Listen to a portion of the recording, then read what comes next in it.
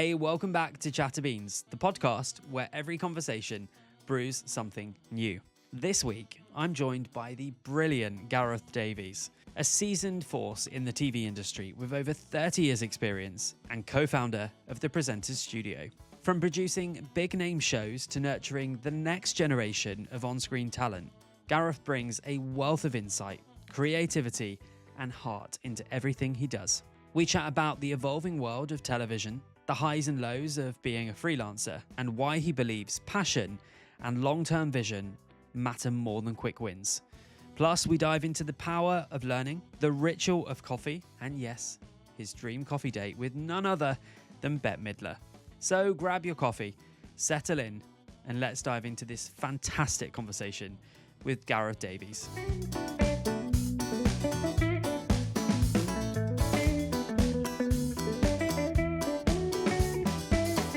Gareth, welcome to ChatterBeans. Thank you very much. How are you? I'm good. Yeah? I'm ready to chat You ready to chat? and spread the beans. Is that what you say? Yeah, we can. Let's hope so. Anyway, otherwise it'd be quite a boring half hour or hour, whatever it is. Exactly right, exactly. I'm so honoured that I could have you on the podcast, so thank you for being here. So just to set the scene a little bit, we met recently because I attended your Presenter Studio training course. So maybe we can start with that. Tell us a bit about you, what you do. Wherever you want to start. Gosh, I'm going to try and make that a bit short. We met via a business called the Presenter Studio, which was a side hustle that I set up about 12 years ago with another TV producer, Leon, who's now the exec producer of Gogglebox on Channel 4. And we set that up as a side hustle about 11, 12 years ago, born out of pure frustration, but also pure passion of the lack of talents coming into our industry and also the lack of support of talents coming into our industry. So that's how we met. But my background is very much as a freelance TV producer. I started off at the BBC. I was staff there in the golden days of telly, when you could be staff for about 9 years. That's where me and Leon met. And then I've been freelance ever since. So yeah, I've been actually, I think the website, the Presenter Studio website, I think it says 20 years. I need to slightly change that and start it with a 3 now. I think it's 30 years. Is it really? It's 30 years. I was doing my research today and I've got one of the notes is 20 years. This is 30. I'm sorry. Yeah, there's a typo on the site. But I think I might just keep it to 20 I so would. my true age is not revealed.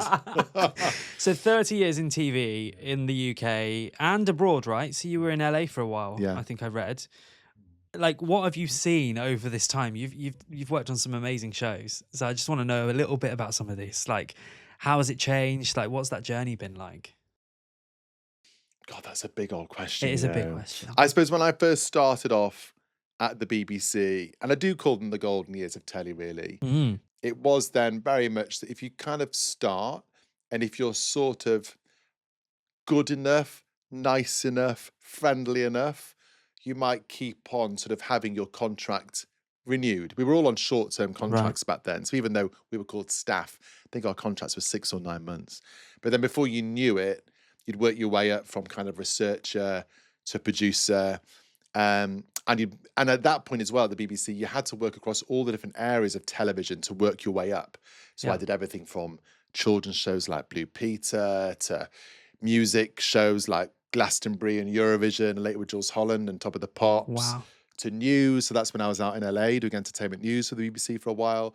So that was amazing in a sense of learning, working across all different kind of areas of telly, earning your stripes. Whereas now really in TV, you sort of specialise from day one. If you want to work in reality telly, normally you start in reality TV on day one and you're not allowed in a way to do anything else. And how has it changed? I suppose now there's more channels, there's more competition. Obviously, there's your YouTubes and your Instagrams and TikTok that all the kids know far better than I. And we were talking before about sort of, are there more or less opportunities now? And I think there are just different opportunities. And I think that the opportunities are wide and they're varied. And I think, therefore, it perhaps is a more complicated industry now, perhaps to navigate than ever before, because it's so hard almost to work out where do you go, how do you get work, where do I fit in? But I like that. It's ever changing as the creative industry is. It's always moved, it's always changed. Yeah, exactly. And that's why you set up the Presenter Studio then, right? So to bring new talent in, but to also nurture them a little bit, I suppose. So we sort of set it up about 12 years ago. And both me and Leon in telly, as a producer, you're either known as a producer who inherits programs. You'll either kind of get like Strictly Come Dancing and someone else has launched it, and then you'll then produce series 2. So you either kind of get given something, or you're more known as a launch producer. So me and Leon are more launch. Are Makes me you? sound fancy in a sense of I don't know. I don't know why. A bit more of the hard work, but with that, because we've launched so many kind of shows and come up with lots of shows, developed lots of programs, and then put them on screen. We've got a real track record of finding new talent, putting new talent on screen. But that new talent really is very ever nurtured, developed. There used to be BBC Talent back in the day by a lady called Angela Wallace, one-man band she was. Yeah. She was hilarious, a right joy. But in a sense of that probably speaks volumes in itself that one person is running BBC Talent. So we just wanted to find a space and a platform where talent could come, have an industry-based experience. We could help them about kind of I suppose the hidden rules and hidden secrets of how the industry works, in the hope that they can then go off and start navigating quite a complicated industry a little bit better. And it's like anything in life. I think once you know the rules, you can kind of then play the game. Totally. But if the rules are hidden, or if the rules are kind of not really ever spoken or shared, it's quite hard to join in. So we're just about helping people join in and helping people have, I suppose, a launch pad to other things that they then might want to go off and do. Love that. I love that. And you also do some business training as well, right? Yeah, I do. I'm glad you mentioned that. Yeah. Because I love that bit. That bit's the kind of the sort of, I don't know, me sort of having a little bit of a day out, really. Because like this week, I was giving presentation skills training to the Bank of East Asia, which means then you get to go to the Bank of East Asia's posh offices. Wow. TV ain't posh. No. Like one of the last production company I was at was James Corden's company. And like James Corden's offices were there was a lot of flies, let's put it that way. And the shared table scenario was sort of, we were all a bit sort of squashed in. No. Whereas I go to the Bank of East Asia, there's a reception desk. There's a gentleman asking me if I need the lavatory before I go up. Someone asks if you want a water. It's clean. There's light. You know, it's sort of like the total opposite to how I'm used to be living in TV land all these years. So I quite like that. I sort of, you know, get a bit posh and put a little shirt on and help people in presentation skills and media training. Again, a bit like the TV coaching we do, find their own voice, develop their own style, and take ownership of who they are rather than simply pretending to present is what most people do. So yeah, in all seriousness, jokes aside, I absolutely love that. And we kind of like doing things a little bit differently in that space than most other people. Yeah. Do you, once you've done that training with them, do you produce any sort of reels or anything, or you just deliver the kind of coaching? Yeah, that's much more coaching, you know, that. And in a way, again, that's what I think makes it quite interesting. So obviously the course that you did, the 2-day fast track program where we take 4 people, plug. No. Exactly. You know, most people need a show reel off the back of that. So our challenge with that is not only do we want to try and coach you and help you, I'll share with you now that we're sat together, my whole kind of inner drama when I'm running those courses is, what is that edit going to look like? Because in television, you can make anyone look good. I can shine anything, basically. Yeah. So therefore, I'm always thinking, I need this footage, and I need this footage to work for that edit, because all of our edits go on YouTube. We don't hide anything. Everyone goes on our YouTube channel. Whereas for the corporate training, the focus isn't really actually on that final kind of creative product. So it's a different sort of mindset, really, in a sense of it's much more adding value for future, but also I think adding value for people who might have to get up and do it tomorrow. Yes. Whereas often perhaps with the more TV side of things when it comes to that coaching, people might not do it for 6 months, a year, or indeed kind of ever in a way. So quite different sort of strategies that we take with our coaching and training, which is why I love doing them both so much. They're so different, and everything we do is bespoke. So no 2 days are ever the same, which I love. Yeah. That's amazing. So 30 years in TV. Thanks for that. just to remind you. Call it 20. 20. How did you get into TV? Like, what was the drive to go into TV? Well, I started off as a child actor. Yeah, I did. Did you? Yeah, so I did little bits and pieces. So I was in Evita, the musical, for about 8 months, I think, when it came up to Manchester. Really? Yeah. You know, it's just started again. Yes, it has, hasn't it? Yes. With that amazing balcony scene You'll need to in go and see central it. London. Yeah, well. I wasn't Ava Peron, though. So, yeah, just one of the kids with a balloon in the back. So I did Evita. I did some work on Coronation Street. I then got my equity card and thought, oh, I might be wanting to be an actor when I'm older. Went to university, did music and drama, realised I was a terrible actor. I can't remember any sort of script, any sort of lines. But like, oh, everyone else seems a little bit better than me. So off the back of that, I just thought, well, what do I want to do? I love the media. So at that time, you could get into the BBC, as we talked about before. So I started as an assistant floor manager, which is kind of what you were sort of saying before, really, when you were talking about the running work that you've done. Yeah. Which is basically kind of an amazing job where you would look after artists on the studio floor, put them in the right place at the right time. And across a week, I might do 5 different shows. I might do, I don't know, They Think It's All Over on a Monday, Top of the Pops on a Tuesday, Blue Peter on a Wednesday. And what's great about that is, yes, you've got responsibility, but at the same time, you can kind of watch and learn other people. You can look at the presenter, you can look at the producer, you can bob up to the gallery, you can go into costume, go into makeup. So all of a sudden, you get a really good wide understanding of who does what kind of job might I want to do. So then I moved into research and then worked my way up to producer, and then was part of their very small team that produced the first 2 series of Strictly Come Dancing, and then left the BBC and went freelance. Yeah. That's incredible. It's very generous. Don't think I've ever been called incredible in all my life, but thanks. I shall take that and put it on a t-shirt. You're incredible. Can we end now? End on a high. It's a Friday afternoon. Why not? And it's hot. And you're It's incredible very too. hot. No, seriously though, and I think the role of floor manager, assistant floor manager, I remember being a runner working with so many amazing floor managers, but you really get to see every part of a studio. Which I feel like those opportunities don't exist as much anymore. You know, there's not as much, particularly live TV as well, you know, that buzz that you would get from it. So you followed your career all the way through and you met Leon at the same time, right? Can I talk about that? Yeah, we could talk about that. We don't talk about it too much because That's fine. you, Isaac, we can. I'll just try and tease a little bit out. So they always say you should never meet someone in the same industry, particularly in media and arts. Yes. So I've heard anyway. Yeah. How did that come about? Did you were working on the same show? You know, I've never shared this story Have you before. not? You're ever so cheeky. I like it. You don't have to. No, you're fine. No, you're fine. We, no, it's all clean. We met on Dale Winton's The Other Half, which was a dating show. You probably don't even remember it. love Dale. Well, I used to love Dale Winton. Dale Winton, yeah. He's gone now, isn't he? Yeah. And Leon at the time was at the BBC doing what you call the TAP scheme, which is the trainee assistant producer scheme, where Stephen Merchant was on the same year as Leon. I can't remember how many people got on it per year, or even if they ran it per year. I think it was like a 2-year scheme that he was on. So he was like the really smart, clever one. And I was like, wow, you know, this guy is sort of really cool and smart and sitting in an office. Whereas I was in floor management at the time on the studio floor, kind of running around, looking a little bit hot and sweaty. And then that was it. We sort of, we got together back in 2000. And then we sat at the business together, sort of 12 years ago. Yeah. We're very different, but at the same time, very, very similar. Leon says he'll never work with me.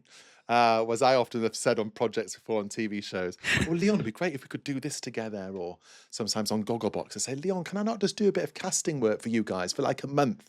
You'll just go quiet. It's never a no, but I understand the silence. You understand communication and the art of it. Amazing. So on the presenter studio, when we first started, we used to run the courses together. But we slowly, if not very quickly, stopped doing that. Do you do the majority now? Do you do all of it? It goes and swings and roundabouts, it? you know. Yeah, so at certain points, Leon's done it all. At certain points, I've done it all. Yeah. Yeah, it just depends on who's available. But because Leon is currently doing Gogglebox and has done Gogglebox, I think now for 6 years. Started as the series producer. He's been the co-exec producer now. Oh, gosh. For 6 years. Perhaps he's been on it for 8 years. Wow. He already works 1 weekend on and 1 weekend off on Gogglebox. Really? Is that how it works? So his availability is quite limited. So therefore, he's already quite busy. But he, we do share. All the edits go through both of us. So people get their show reels done. Everything goes through us. Oh, we really? always chat about everyone on the course. That's amazing. Because I need a creative kind of soundboard to kind of bounce ideas off, look at people. Yeah. We're always both of us across everything, but you might not necessarily meet both of us. I love that.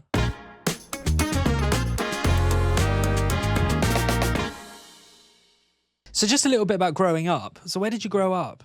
Well, I used to say Manchester, Okay. but it's Cheshire. Cheshire. Yeah. People know Cheshire now. Yeah, they do. Yeah. And what was childhood like? School, things like that? Were you quite creative? Cripes. These are all things I never talk about, which is really interesting for me. I Yeah. like that. No. Well, no and yes. So I just went to a normal comprehensive, as did Leon. He's actually from round the corner from where I grew up, so that's why I sort of joined him in that conversation. We literally were in neighbouring villages. Really? Turned left, and that's Leon's house from my house. Did you know him? No, but we had mutual friends without realising. Yeah. Wow. Yeah, quite odd. Yeah, normal comprehensive school, very uncreative school. I run the school choir. I entered the school in music competitions in London with my flute trio. Yeah, so therefore you can probably imagine what the bullying was like. In the sense Yes. of not fitting into that stereotype of what a boy should be at school. So I had a brilliant primary school, but my secondary school was pretty horrendous for that side of things. Yeah. We've had a similar story on the podcast, actually, from MJ, who grew up in Ireland, and he said the same thing. Primary school was great. And then that secondary school, it's like when people realise and you have to make different friends. So it was not an easy time. No. No. But what was great for me at that time, I used to do Coronation Street most Fridays and Sundays. But again, that was in a way part of the problem, that I wasn't then always at school when everyone else was at school. I also sung in a little choir that used to do quite a lot of TV. Yeah. So again, it was quite nice for me that, I did do things outside of school. But yeah, I hope kind of schools have got better with things like that now. And I hope people are more open in education now to creative talent and the value of creativity. I think we've probably still got a long way to go. I'm no politician, I'm not great at politics, but I think that for me was a big part of it. It wasn't seen, it wasn't celebrated, it was nowhere. So therefore, if you are someone who's doing it, it's sort of questioned as something that's just a bit odd. Yeah, exactly. But it was only then when I went to university, I thought, I'm actually not that odd. I'm kind of just similar to everybody else. But I was kind of told for all these years, I'm a bit odd, and I'm a bit sort of, not the stereotype of what a boy should be. But I think we're getting better. But yeah, that was slowly. Yeah, my sort of childhood. It was good, but school was. Yeah. But you came into your own when you went to uni and found your craft. Yeah, it's really weird that. Yeah. Yeah, well, kind of surmised really. Yeah, literally as soon as I walked through that space and saw other people of all colours, shapes and sizes, I just, within a second, I was home. Amazing. I just knew I'd fitted in, and I loved my university years, every single second of my university years. Yeah. There weren't anything extraordinary, but it was just so nice, isn't it? I think sometimes to find spaces and people where you fit in. I fitted in. Sure. Yeah, which was great for me. Good.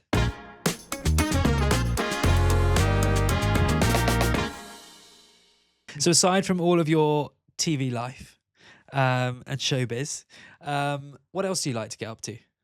What else do you make time for in life? God, what do I do? I love getting outside. I love countryside, fresh air. Do you? I love conversation with mates, meeting new people. Yeah. Learning. I love learning. I Do think it's you? one of the things that we love about the Presenter Studio is helping other people to learn. I think, so much of learning, I think, is a school thing. We're kind of taught to kind of learn at school, whereas I think often when you sort of leave school, university, we don't learn anymore. Yeah. So I love learning, not necessarily in sort of an intellectual way, just in a sort of a mindset way, I think. I really like all of that. Music, I'm obsessed with music. I'm always going to gigs, concerts, theatre. I sing in a jazz choir in Camden. Derek's so shocked. I need to find some footage. Yeah, Camden Voices. They're quite good, Yeah. They're quite good. On a Thursday night, I do a bit of jazz choir. That's amazing. Yeah, and that's kind of it. I should go home more and see my parents a little bit more than what I do. But I do work quite a lot of weekends already. Yeah. But yeah, that's me. Food and wine is another kind of big hobby. And my little dog too, my little son, who's 10 years old, Logan. You have a dog? Yeah, Logan. All these things I'm learning. You mentioned recently as well, when we were on the course, you were, and I'm going to get this wrong, but you were meeting someone from a group. You signed up for this group. I've signed up for a group. You signed up for a group, and he was a pianist? Oh, yes. Interesting. Oh, yeah. Because I find it really hard. So the reason I bring that up is I find it hard as we get into older years. Yeah. So I'm in my nearly mid-30s. I find it hard to meet friends. And this is quite a common theme that comes out of this podcast, is it's quite hard as you get older to meet new people. So did you meet? I did. So that group, it popped up on my Instagram. That was I think it. It's literally one of these driving journeys where you're a passenger and you're just scrolling. Yes. And I think it just popped up and I just clicked buy. And what it is, and I can't remember what it's called, so perhaps we can look it up and put it in the details after. Whatever you say in your podcast chat way, I don't know what that is, but the lingo. Details to follow. And what it is you get an email once a month alongside 2 other local creatives, and you're meant to meet for a lunch. That was it. So when I'd then seen you, I think I'd had an email including to me and to a pianist from Croydon. That was it. And then to a graphic designer in Balham, and I live in southwest London, so both quite near to me. The graphic designer from Balham never surfaced until after me and the man from Croydon. He took me to his favourite Lebanese restaurant in Balham and literally ate the whole menu. I can eat, and I get quite nervous about not having enough food on the plate. This man, seriously, I was going to go to the gym afterwards. I had to go and lie down. I didn't feel very well because it's that nervous thing as well when you meet someone for the first time too, and there's a lot of food in front of you. I didn't want to look disrespectful because he'd gone to this restaurant for a very, very long time. Right. But there was a lot of food. Yeah.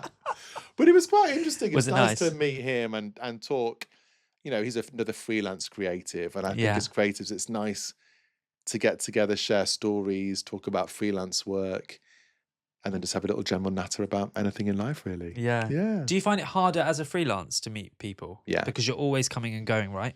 Yeah, massively. And I think it's funny, sort of perhaps, stemming back to what I found a very sort of personal question about my childhood, but it wasn't personal at all. It just asked me about my childhood. But I think for me, in television, I think I always had this slight habit of wanting to sort of fit in. On a new show. So often, on a show, you might start on a Monday, you might be filming on a Friday, and you're all really tight and you're kind of working together 6 days a week. And I remember Leon was saying to me, you don't have to be friends with everyone in that office. Just chill out, take the foot off the gas a little bit. So I think in telly terms, you're sort of quite tight, and then you could sort of make little nice friends there and stuff. But I suppose in that freelance world, perhaps now more with me perhaps running the present studio a little bit more than what I kind of used to, you are on your own a little bit more. So therefore, I think it's important to find those moments and opportunities where you can meet other people. But at the same time, no pressure, Gareth, about fitting in or necessarily seeing them again, because it no longer matters. You can just be who you are. So I quite like sort of, those little kind of opportunities to find and meet new people. Do you know, I say this to Oscar quite often because obviously he's in theatre, and I've spoken about it on here before.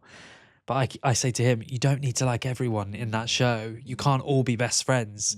You're going to gel with certain people and not with others, and that's okay. But I certainly try to make friends of all of his castmates every time we go out for drinks. I'm like, oh, they're amazing. And he's like, yeah, but we're not all friends. So it's Interesting. Okay. Yeah, I've got better at that, but I'm still learning with that too. Yeah. Are you? Yeah. So what about the future then? Where do you want to take the presenter studio? What are your goals for the future?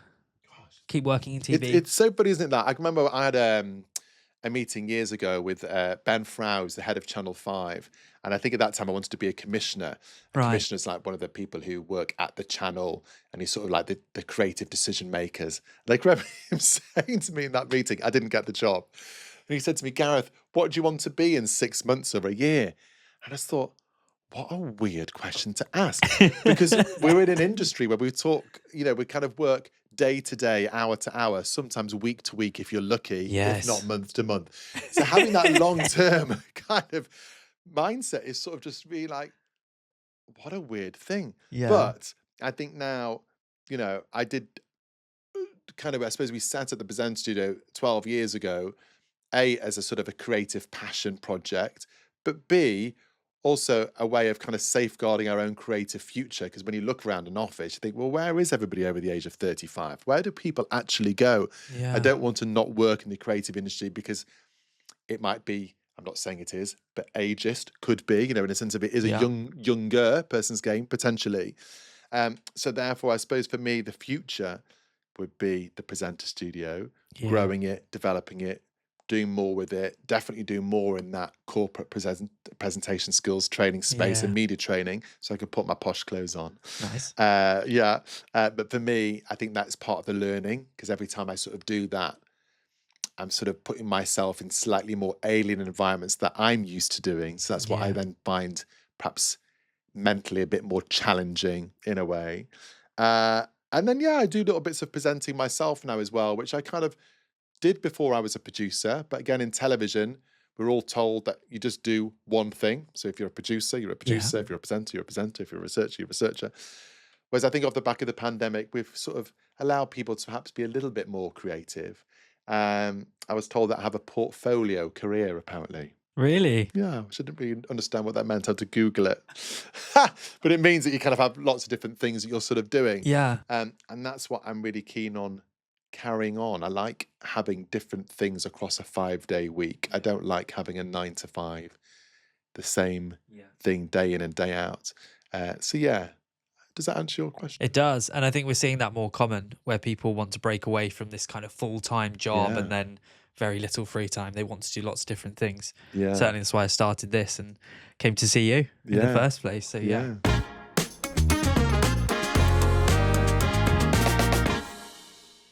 We talk a little bit about coffee on this podcast. Oh, yes. That's where the beans bit comes in. Oh, nice. Have you got some beans we can shake? I haven't, no. In a maraca kind of style. Little sound effect. We should do some smelling or testing of some sort. Maybe. Where is the coffee? I know. It's too hot. It's too hot for a coffee. It is too hot. It's too hot. Do you like coffee? I love coffee. Do you? Yeah. What's your go-to coffee order? My go-to coffee order is a latte. But actually, if you ask my mum, do I like coffee? I think she would snigger. If you ask my sister, do I like coffee? I think she would look a little bit cross because most of my day is scheduled around that 11 o'clock coffee. Yes. And I have to, if it's on holiday, if it's where I live, if it's a working day, I have to know where I'm going to get my coffee from at 11 o'clock. Do you? Yeah. And it has to be scheduled in. It's quite a big part of my Why day. 11? Just 11 is coffee time. Is that your first one? Usually? Oh, yeah, because I start with a cup of tea. How interesting. Yeah, always at 11. Yeah, so therefore my sister's crossface is very much, we went to Wales quite recently on a family holiday, and the running joke every day was, it kind of interrupted the whole flow of what we were all doing as a family unit for the whole day, because at 11 o'clock... Stop! I had to have my coffee, but for me that's quite normal. I love that. Yeah. Yeah. So then my mum, we've been recently trying to move house, and she very much was like, well, but where, Gareth, with that particular place, where are you going to have your coffee?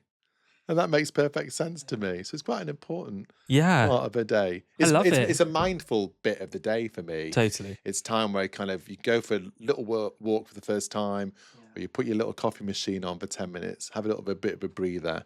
I like it extra hot. Do you? So it's kind of a slow drink. Yeah. So I can sort of just have a bit of time out. Amazing. Yeah. So it doesn't matter where the coffee's from? No. No. I don't like the powdered sort anymore. I have upgraded Yes. to the machine kind. Yeah, I'm with you there. Yes. Yeah. Amazing. But powder, I think, is having a comeback, isn't it, in the coffee world? Is it? I don't know. What's the Nespresso Oh, yeah. thing? It's like a really fine thing. Oh, no, I don't know. It's not. I should know. Oh, yeah, you should. I'll send you a jar. It's like fine powder. It's like. Oh, the. It begins with the letter N, does it? No. Yes, I know which one you mean. Yeah. That is nice, to be it? honest. Oh, nice. But yeah, I still prefer the beans. Yeah, definitely. Ground beans. Speaking of coffee, is there someone dead or alive that you'd love to have coffee with? You warned me you were going to say this Yes. question. It's such a great question. And it took me a really long time to find an answer. And Really? Because it's one of those questions that you sort of just feel it's a slight trick question, because you want to kind of try and come up with an answer that might, I don't know, make you sound smart, clever, interesting, forward thinking, surprising, intelligent. I don't know, whatever it is. Yeah. But I couldn't think of anyone but this one person. So I'm just going to say it. And I did promise myself I wasn't going to like apologize for saying the No, name, don't. because it is generally my thing. So without all the preamble, Bette Midler would be my coffee date. Yes. And then I knew then the follow-up question, why? Why? Yeah. And I was like, well, why, Gareth? Why? And I don't really know the answer to why. I had a Bette Midler poster on my wall as a Did kid. you?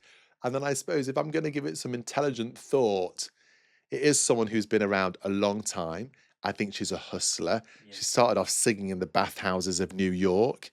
I think with Barry Manilow. I think he was. Really? I think she was playing the piano or something for Barry Manilow or Wow. something. So she's been a grafter. She's worked her way up. And again, like that story that you said before about doing stuff because you enjoy it, not necessarily doing stuff because someone says it's of value. I think she would have been enjoying doing those bathhouses back then, and that I think has sort of been me really. I've not. When I, for example, did the first, couple of series of Strictly Come Dancing, I always remember getting a call from one of the judges' agents saying, oh, what an awful first episode or something, or an awful first dress rehearsal, and why have you put my client on this show? And I was thinking, but what do you mean? This is something that I think is really good and that I'm really, really, really proud of. Where am I going with that thought? I can't remember my train of thought's completely gone now. But in a sense of that kind of achievement, kind of doing something for the first time. Not as the Strictly example was meant to be doing something that you were passionate about rather than something that was going to be assumed a success. Exactly. X Factor on the other channel assumed a success. All these big Simon Cowell names, we weren't assumed a success. I've always done things from a passion point of view, even if other people have told me it might not be the most valuable thing. So therefore, that's what me and Bet would have a bit of a natter about, and I'd ask her all about why she's done stuff. And I also want to know her opinions about the current state of America. I think she's quite outspoken about all of that. And I think she'd have interesting things to say. I love it. Where would you take her? Oh, God. I would let her take me anywhere. Yes. And I think she'd be one of those people that would either go fancy pants or I reckon she would literally just do greasy spoon round the corner. Yeah. And I think sometimes, those bars, cafes, restaurants, particularly in kind of cities that have been there for years, family run, that only kind of the cool but not pretending to be cool people know. She would know one of those. You'd walk in and go, what is this? And after 5 minutes, you're like, this place is amazing. The cup is so dirty, the coffee's cold, but it's so cool. So that's where we'd go. Bet's choice. Amazing. Yeah.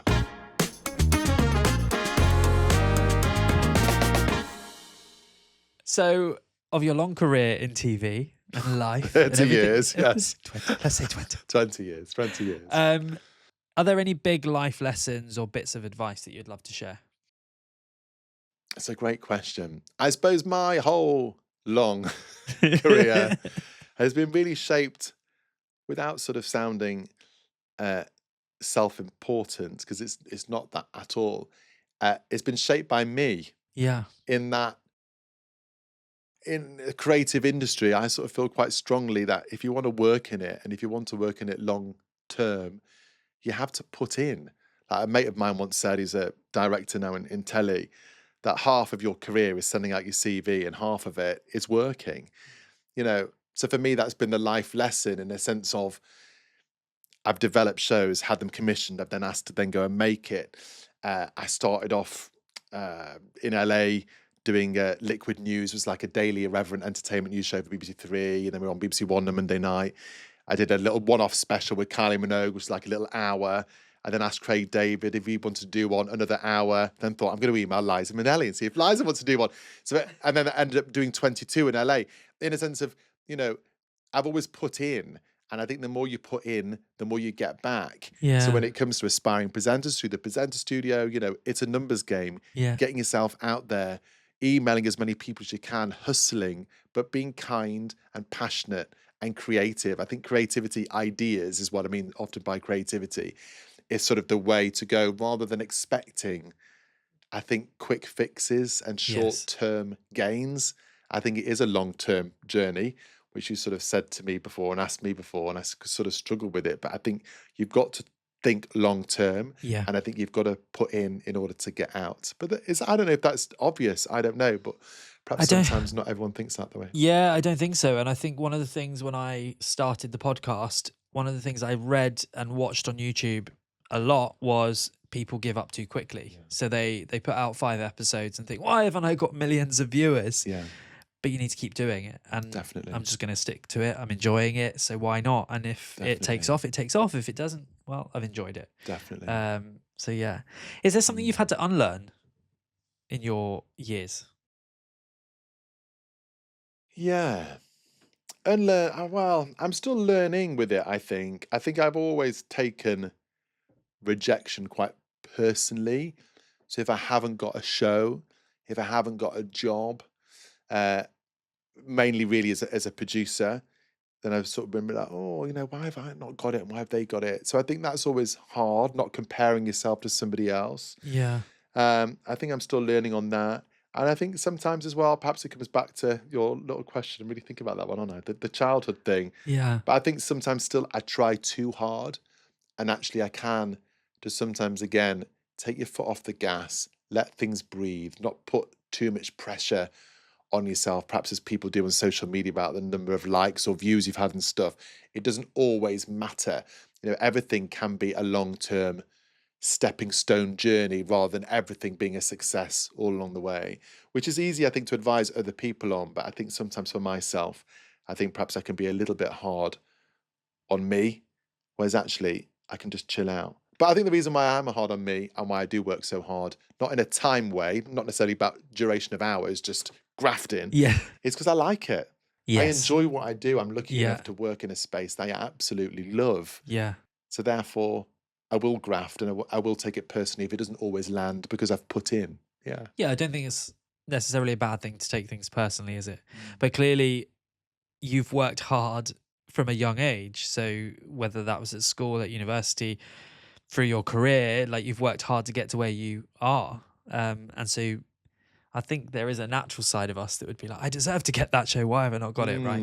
So I really like that. And thank you for the honesty.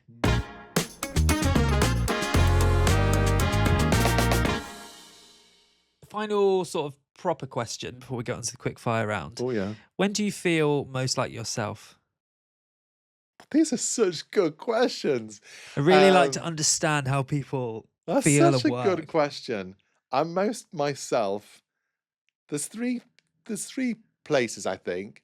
One is my little choir on a Thursday night. Yes. Because I love doing that because it's not me running it. And I love literally sitting almost on the smallest seat right at the back of the room where I can just disappear. And I love watching everybody else in that room. Particularly there's this one guy from Portugal who's the most amazing pianist, and he gets up and he just starts playing the piano. I'm like, this is just magical. So I'm most myself there, I think, around, and it's not like necessarily, even though it's jazz, it's quite nerdy. Yeah. And I quite like the fact that there's quite a lot of sort of self-proclaimed nerds there that just love what they do. Yeah. In a glorious way. And I was just thinking about you actually, because actually so much of your life you're in control of. Yeah. Presenter studio. Yeah. Running shows. Yeah. So it must be quite a different lovely experience. I love it. And I love watching the lady who runs the choir and how she runs it. So that, me. Yeah. Presenting, I absolutely love myself. And I love the fact that I've finally, in my older years, allowed myself to do it again. Yeah. So that feels like it's me. And then at a music gig, I'm the worst person to go to a concert with. So I recently saw like Starlight Express. I'm sure your fellow was probably in the the show that I saw. Yeah. I'm awful when I go to the theatre or music gig because I have a really bad watching face. I watch with quite an angry face. Do you? Because I really like to concentrate. But that's me. I'm not kind of thinking about anything else. I'm just really in the moment. Taking it in. And sometimes Leon will turn to me and goes, "Oh, you're all right." And afterwards you go, "God, did you really not like it? Like, what's wrong? What's wrong?" I'm like, I loved it. I loved that. So if you ever see me in the theatre and I've really got a face like thunder, it means I'm having the best time.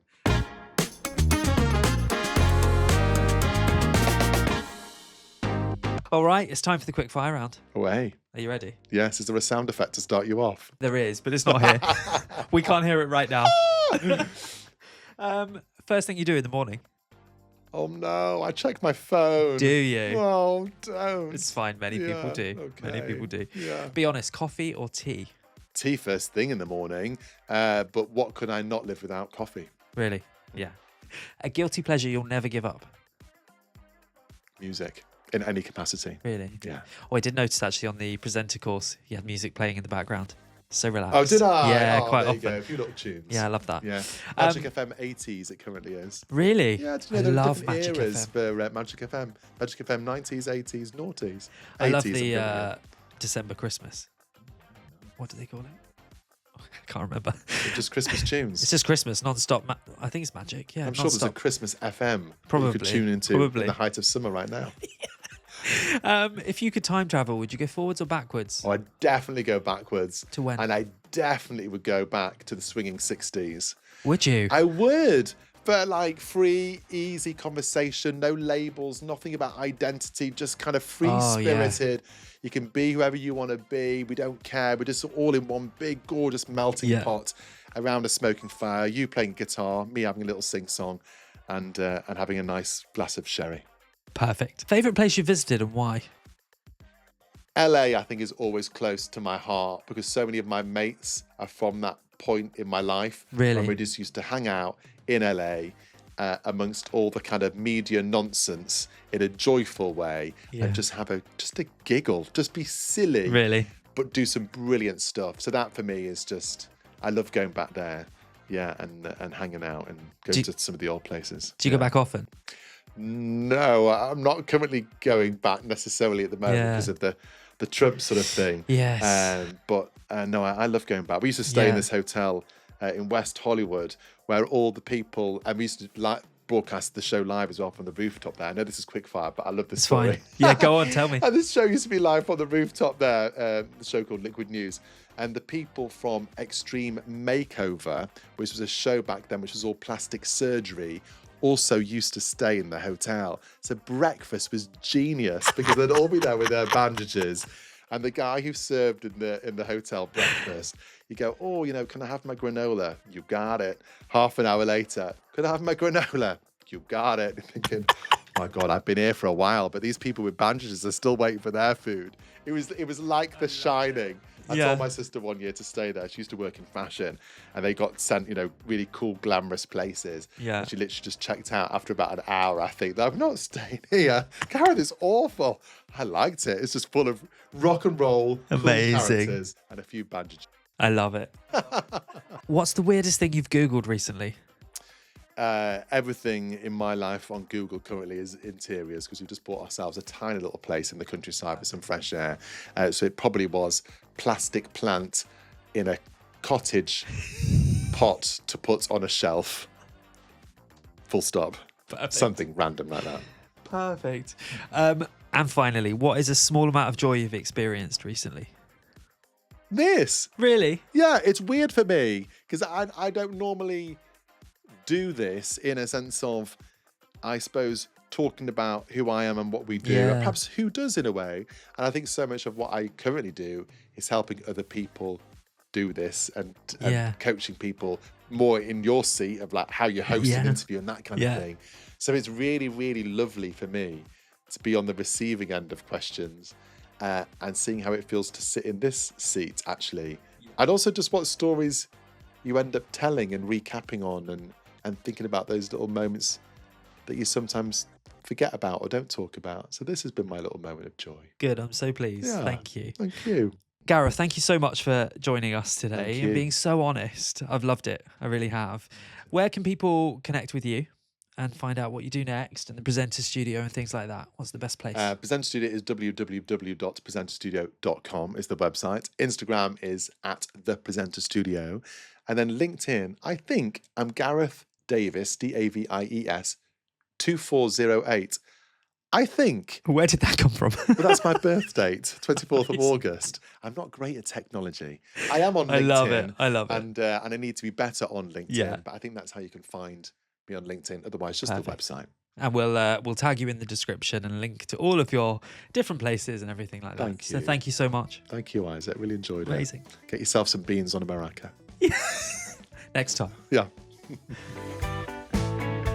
Thank you so much for tuning in to ChatterBeans. I hope you enjoyed today's conversation. If you liked this episode, don't forget to subscribe and leave a review. And for more behind-the-scenes moments, guest updates, and a peek into the world of ChatterBeans, follow us on Instagram at chatter.beans. Until next time, grab a coffee, sit back, and let's keep chatting.